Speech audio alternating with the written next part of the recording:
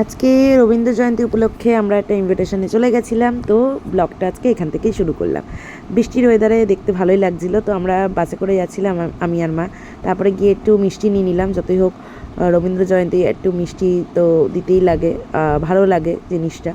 তো তারপরে চলে এলাম শুভেন্দুদার বাড়িতে। খুব সুন্দর একটা জায়গা, এত সুন্দর জায়গার মধ্যে এত সুন্দর অ্যারেঞ্জমেন্ট করেছেন। এই হচ্ছে ইনি দাদা, শুভেন্দুদা। 25শে বৈশাখ রবীন্দ্রনাথের জন্মদিন আজ আমরা পালন করছি।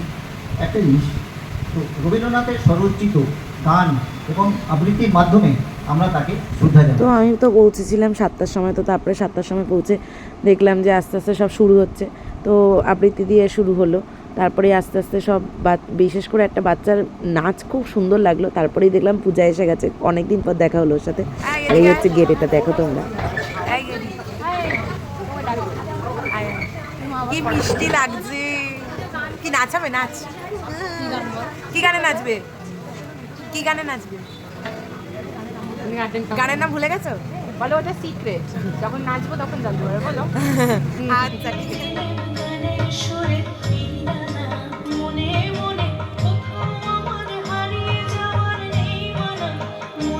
এত সুন্দর মিষ্টি একটা বাচ্চা, তার নাচ দেখতে সত্যিই মনটা মুগ্ধ হয়ে যায়।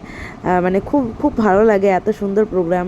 অনেক দিন পর মানে সব ব্যস্ততার মাঝখানে গিয়ে দেখা, লোক দেখতেই পাচ্ছ কত ভিড় হয়ে গেছিলো। শুধু এই গেরের নাচ শুধু ছিল না, আরও অনেক অনেক অনেক কিছু ছিল। তো খুব ভালো লাগছিলো। আবার ওই গেরেরকে নাচ শেখাচ্ছে যে এইভাবে নাচ, মানে কি ভালো লাগছিলো দেখতে, বাপরে বাপ। তারপরে একটু ব্রেক টাইম ছিল, চা কফি হচ্ছিলো। তারপরে আমার মা দেখি গানে গানে নিজেই গান গাইছে, কেন গান গাইছে কে জানে।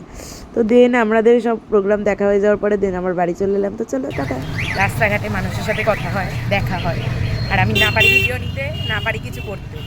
মানে আমার জ্বালাটাই এটা। সবাই আমার মেয়েকেই চেনে, আমাকে তো কেউ চেনে না।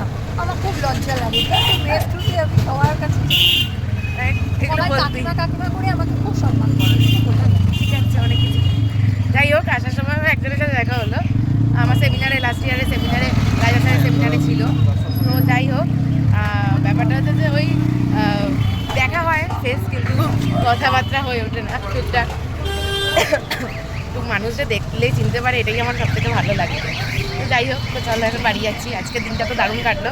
কালকে আবার প্রসেনদার ম্যাগাজিন শ্যুট আছে, ম্যাগাজিন লঞ্চ আছে, দেখা হবে কালকে আবার। চলো টাটা।